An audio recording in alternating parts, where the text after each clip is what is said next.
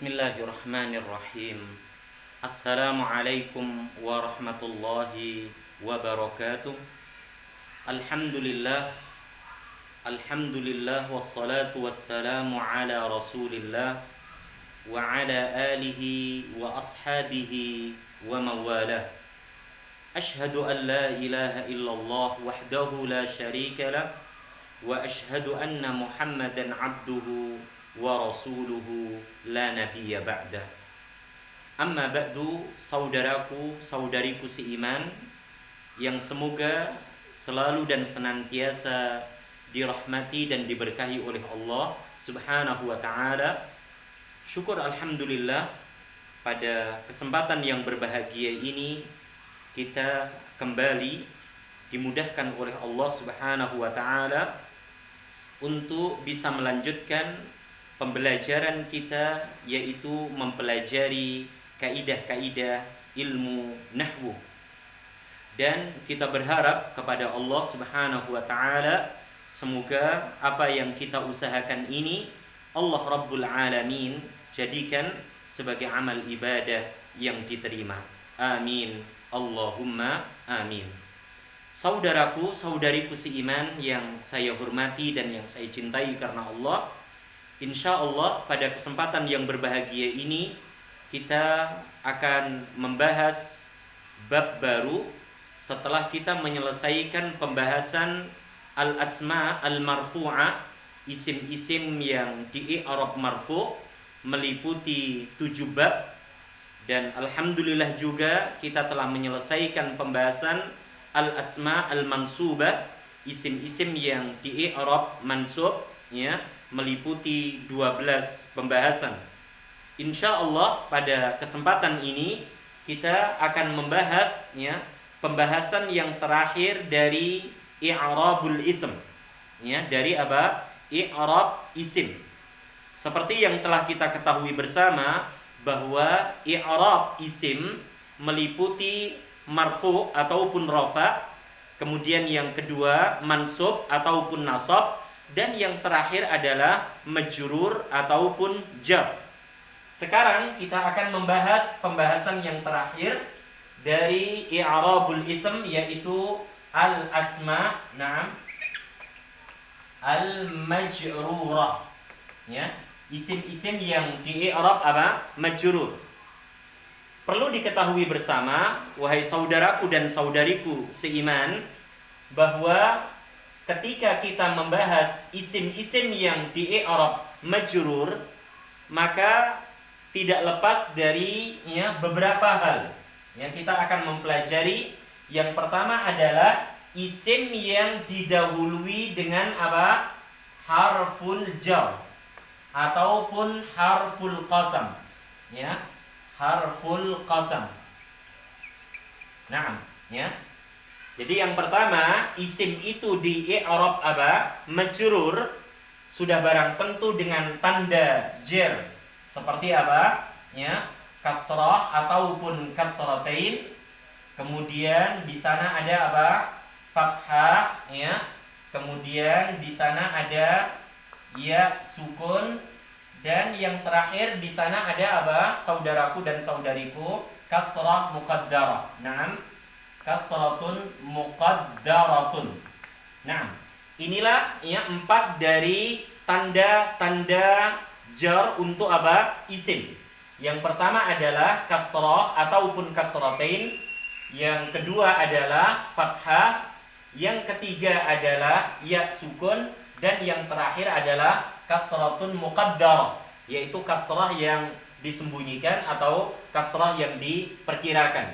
Nah, isim-isim dengan tanda baca, ya, kasrah, fathah, ya sukun, kemudian kasrah muqaddarah, bila dia, yang pertama, saudaraku, saudariku, bila dia diawali oleh apa? Harful jar, atau bila dia diawali oleh apa? Harful qasam. Perlu diketahui bersama, wahai saudaraku dan saudariku, bahwa huruf jar ini, ya, masuk ke dalam pembahasan huruf-huruf ma'aniyah. Huruf-huruf yang memiliki makna, memiliki apa? Arti. Begitu pula dengan harful qasam, yaitu huruf yang berfungsi untuk bersumpah, seperti wa, seperti bi, seperti ta, ya. Ini adalah masuk ke dalam bab huruf-huruf ma'aniyah. Huruf yang memiliki makna, arti, sekaligus dia memiliki apa? Fungsi.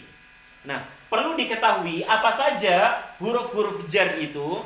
Di sana ya ada bi, ya. Kemudian di sana ada ila. Kemudian di sana ada ka.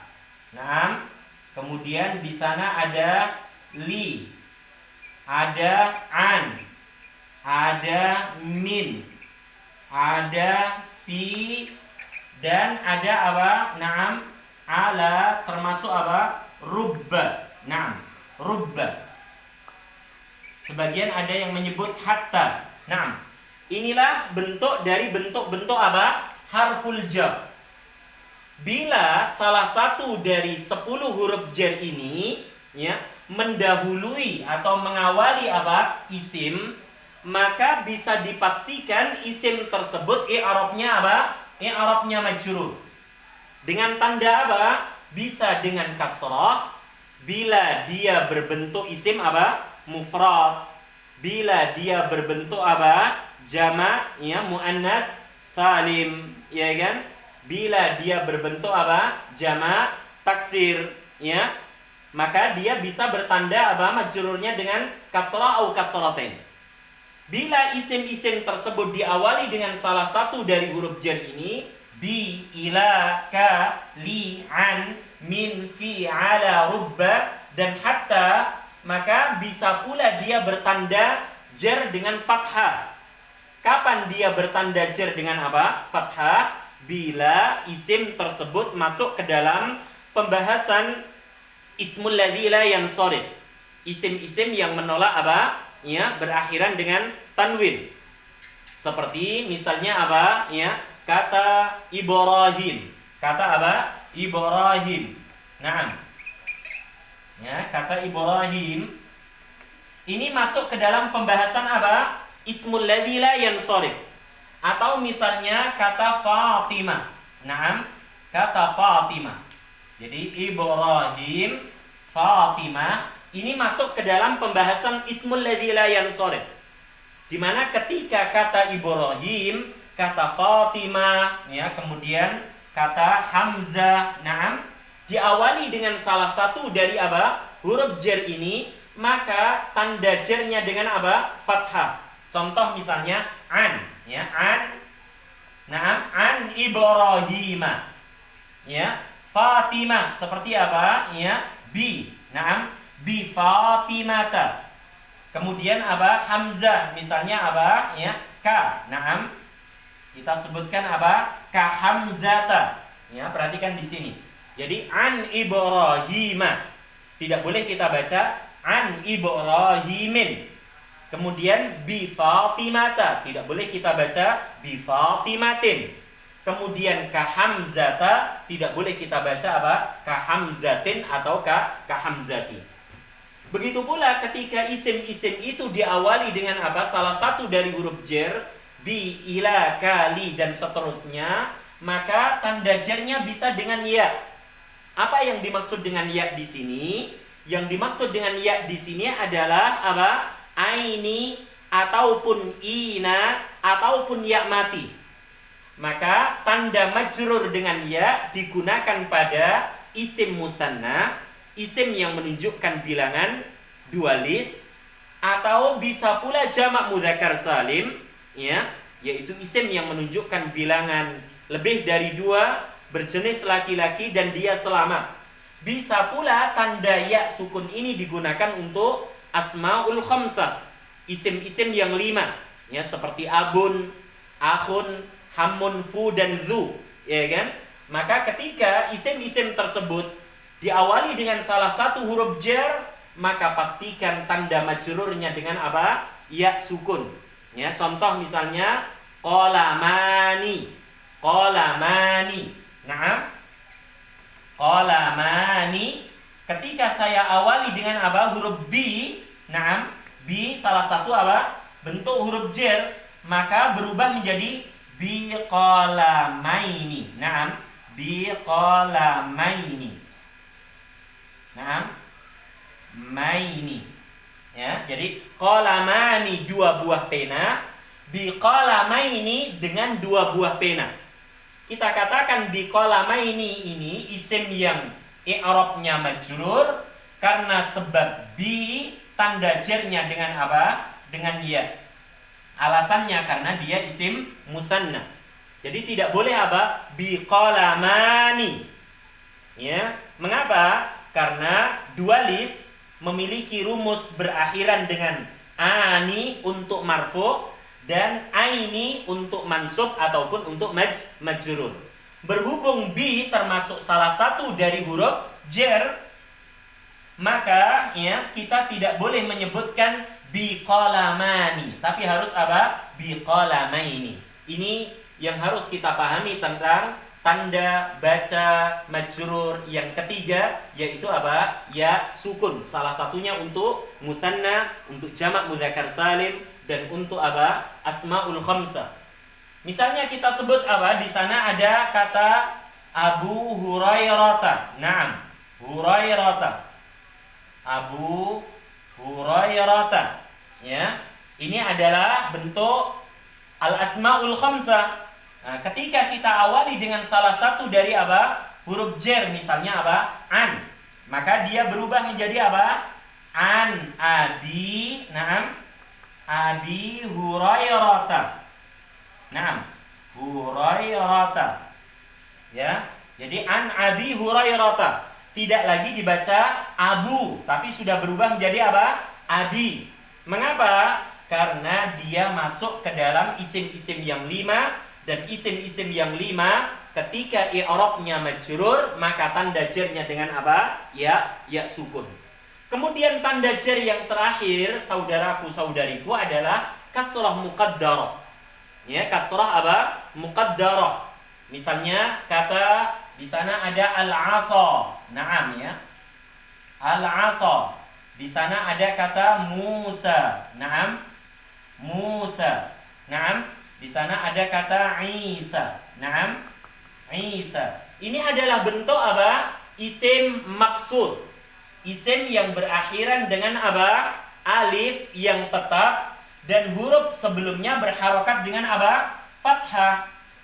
Nah, ketika al-'asa, Musa, Isa diawali dengan salah satu dari apa? Huruf jar, maka tanda jarnya dengan kasrah muqaddarah. Kasrahnya diperkirakan karena tidak memungkinkan dia dibaca apa? Kasrah.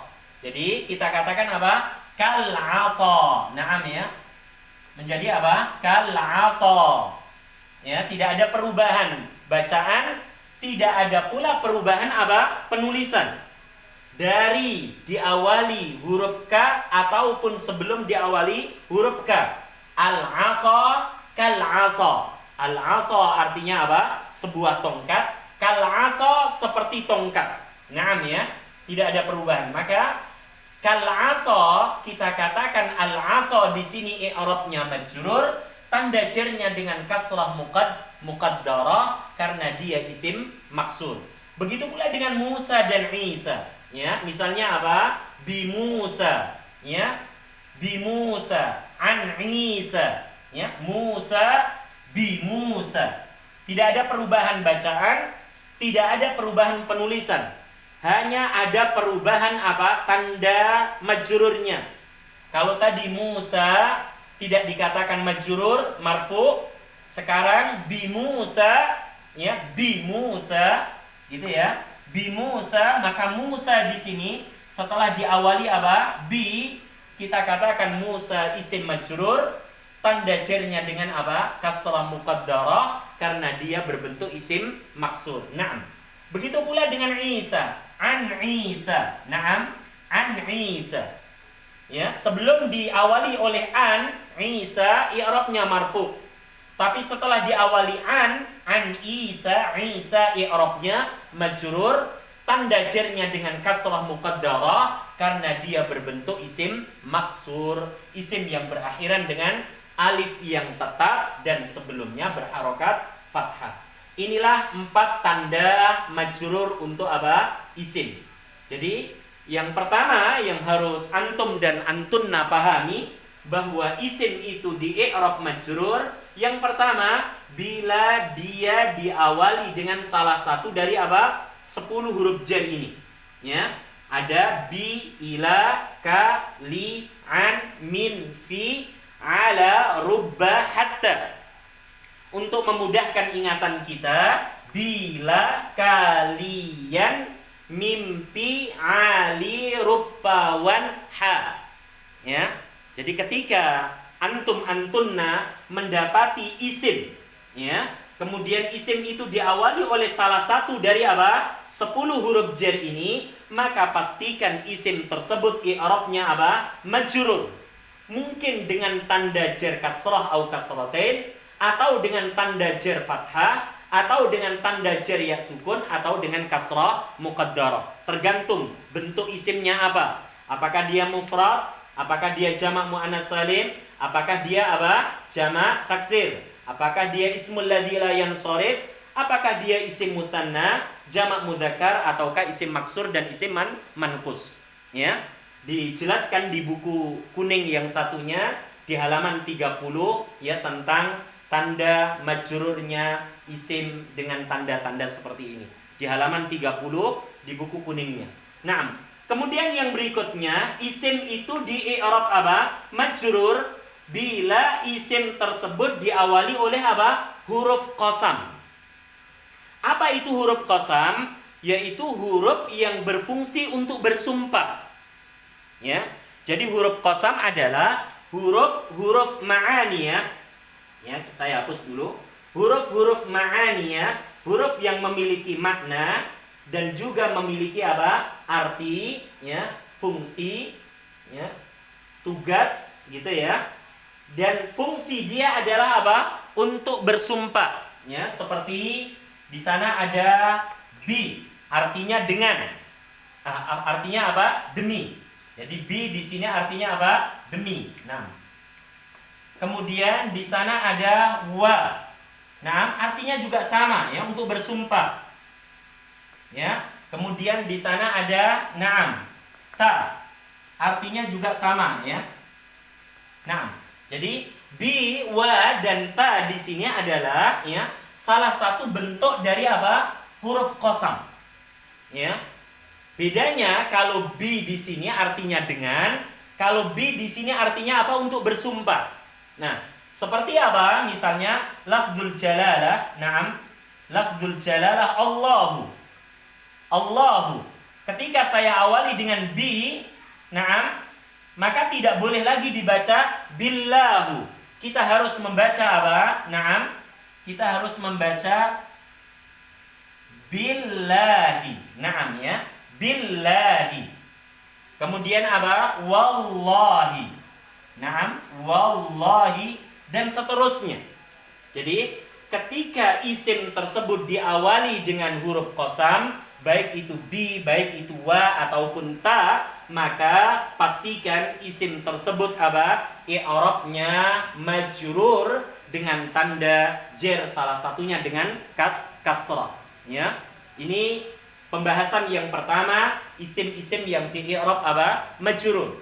Apa tadi yang pertama? Bila isim tersebut diawali oleh salah satu dari huruf jar.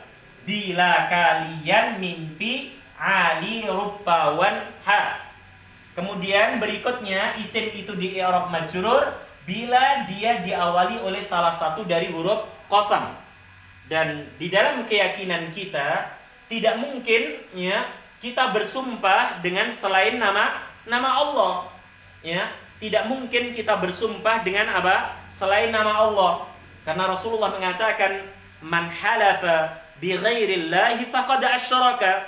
Barang siapa yang bersumpah dengan selain nama Allah, maka sungguh orang itu telah berbuat syirik.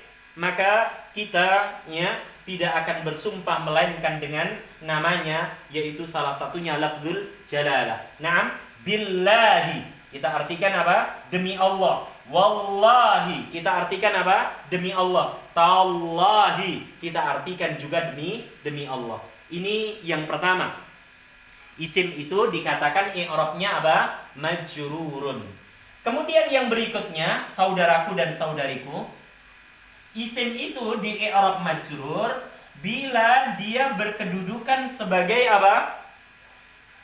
Mudhaf ilaih dalam susunan al-idhafah. Yaitu apa?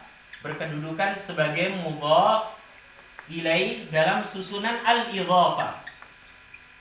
Naam ya.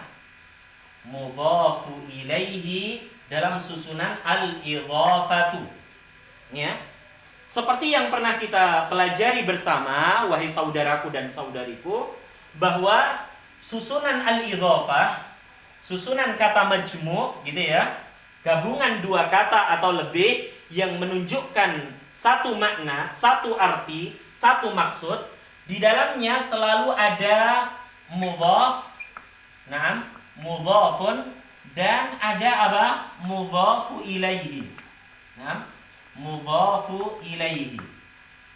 Nah, di sini isim yang di i'rab majrur yang kedua adalah bila isim tersebut berkedudukan apa? Mudhaf ilaih dalam susunan al-idhafah. Nah, tolong diingat kembali bahwa al-idhafah artinya adalah kata majmu', gabungan dua kata atau lebih yang menunjukkan satu arti, satu makna, satu maksud. Di dalam susunan al-idhafah, saudaraku saudariku, kita dapati ada mudhaf dan ada mudhaf ilaih. Apa itu mudhaf? Mudhaf adalah kata pertama dalam susunan kata majmu'. Kemudian apa itu mudhaf ilaih? Mudhaf ilaih adalah kata kedua atau kata terakhir dalam susunan kata majmu'. Contoh misalnya, kita mendapati kata suratul fatihati. Fatihati. Ini adalah susunan kata majmu', wahai saudaraku, saudariku. Ya, suratu sebagai mudhaf, gitu ya. Sedangkan al-Fatihah sebagai apa? Mudhaf ilaih. Di mana pada mudhaf atau kata pertama dalam susunan kata majmu', dia tergantung pada yang mendahuluinya. Jadi i'rab, ya, bentuk harokat akhir dari mudhaf itu tergantung apa? Yang mendahuluinya. Dia bisa rofa seperti ini, suratu marfu. Dia bisa apa? Surata mansub. Dia bisa apa? Surati majrur. Tergantung apa yang mendahuluinya. Kalau misalnya dia tidak diawali oleh apa-apa, misalnya kita katakan suratul Fatihati, ya, hiya ummul Quran misalnya. Maka kita harus membacanya dengan apa? Marfu. Karena tidak ada yang mempengaruhi dia. Ya kan? Atau misalnya kita awali dengan kana. Naam ya. Kana, di mana kana ketika berhadapan dengan isim yang berawalan atau isim muannas, maka dia berubah menjadi apa? Kanat. Naam ya. Kanat. Maka kanat suratul Fatihati. Tapi ketika kana ini saya gantikan dengan apa? Inna misalnya. Ya, inna, maka dia berubah menjadi apa? Inna suratal Fatihati. Jadi kalau tadi kanat suratul Fatihati. Ya kan? Kalau misalnya surah di sini saya awali dengan apa? Fi misalnya. Saya dahului dengan apa? Fi. Di mana fi adalah salah satu dari apa? Huruf jar. Maka fi suratil Fatihati. Fi suratil Fatihati. Apa maksudnya? Mudhaf i'rabnya tidak selamanya marfu. Bisa pula dia mansub ketika contohnya diawali inna. Inna suratal Fatihati. Mudhaf tidak selamanya mansub, bisa pula majrur.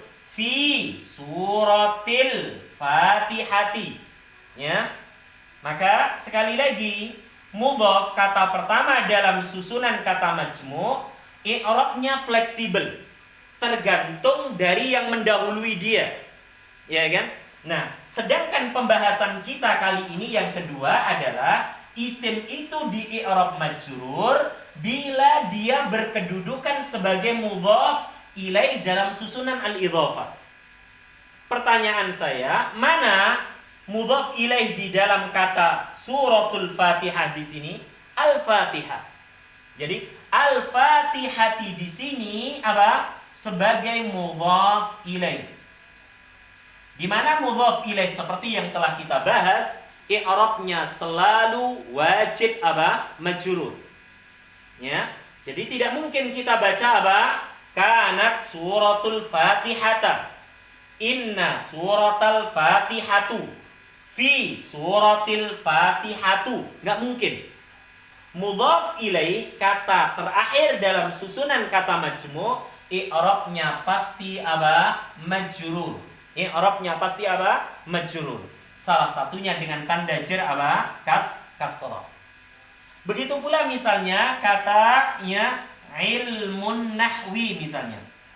Ilmun nahwi. Naam. Ilmun nahwi. Ini adalah susunan kata majmu', wahai saudaraku saudariku. Ilmu sebagai mudhaf, an-nahwi sebagai apa? Mudhaf ilaih. Sebagai mudhaf ilaih. Nah, pembahasan yang kedua dari isim-isim yang majrur adalah apa? An-nahwi, al-Fatihati. Karena apa? Kedudukan dia sebagai apa? Mudhaf ilaih. Di mana mudhaf ilaih i'rabnya pasti apa? Majrurun. Pasti apa? Majrur. Ini hal yang harus apa? Diperhatikan dengan baik dan benar ya, bagi ya kita yang ingin menguasai tentang isim-isim yang di i'rab apa? Majrur. Jadi saya ulang sekali lagi, isim yang di i'rab majrur itu ada 3. Yang pertama adalah isim yang diawali oleh huruf jar ataupun apa? Huruf qasam, ya. Yang kedua adalah isim yang berkedudukan sebagai mudhaf ilaih, kata terakhir dalam susunan kata majmu', ya. Seperti misalnya kata Rasulullah. Naam ya. Rasulullahi. Naam. Rasulu sebagai mudhaf, Allahi lafzul jalalah sebagai mudhaf ilaih. Pertanyaannya ya, mengapa lafzul jalalah di sini diberi harokat kasrah? Ya, Rasulullahi, bukan Rasulullah, bukan pula Rasulullahu. Karena apa? Karena dia sebagai mudhaf ilaih, maka i'rabnya wajib apa? Majrur. Semoga ya penjelasan ini bisa antum dan antunna pahami dengan baik dan benar tentang dua ya. Yang pertama dari isim-isim yang di i'rab majrur, dan insyaallah kita nanti akan melanjutkan pembahasan yang terakhir dari isim-isim yang di i'rab majrur, yaitu at-tawabi'u li ismil majruri. Semoga Allah Subhanahu wa taala memberikan kefahaman ya atas apa yang kita pelajari ini, sehingga ini semua bisa menjadi tambahan amal soleh kita kelak ketika kita menghadap Allah Rabbul Alamin. Hadanallahu wa iyyakum ajma'in wa sallallahu ala nabiyyina Muhammad walhamdulillahi rabbil alamin. Summa assalamu alaikum warahmatullahi wabarakatuh.